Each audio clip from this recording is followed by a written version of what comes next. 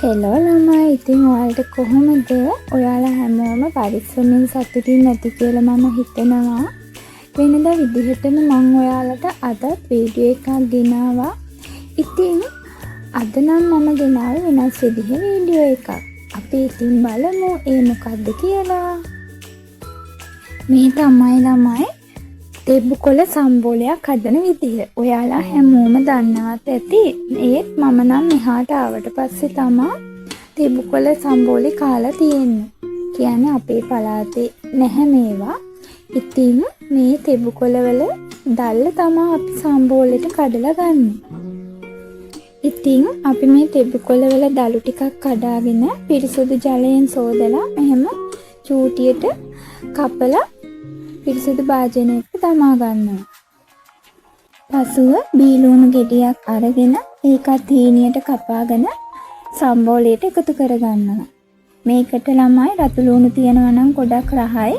නමුත් අද අපේ ගෙදර රතු ලුණු නැති නිසා මම බීලුණු තමයි එකතු කරගත්තේ. මම මේකට දෙහි වෙනුවට තක්කාලි ගෙඩියක් තමයි හීනියට කපලා සම්බෝලයට එකතු කරගත්තේ.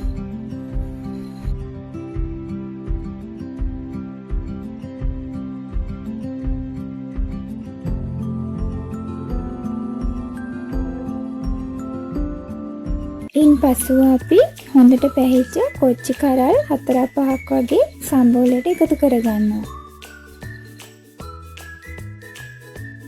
කොච්චි නැතිනම් ළමයි අමුමිරිස් එකතු කරගත්තත් කමක් නැහැ. අපේ වත්තේ නම් කොච්චි තියෙන නිසා මම කොච්චි කරල් 4-5ක් එකතු කරගත්තා.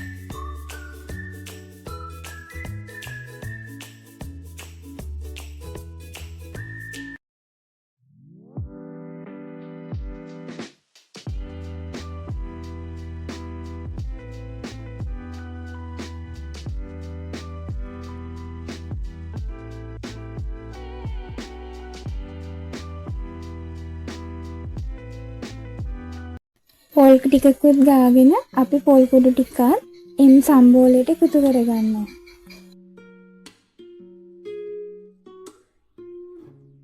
ඉන් පස්සේ සම්බෝලේ හොඳට අතින් කලවම් කරගන්න.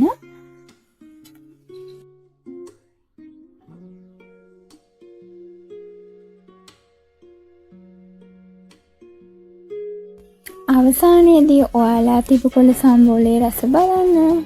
එහෙම හදලා මට රසයිද කියලා කමෙන්ට් ලිස්ට් එකේ මැසේජ් එකක් දාන්න අමතක කරන්න එපා. අදට ගිහිල්ලා එන්න. සුබ දවසක්.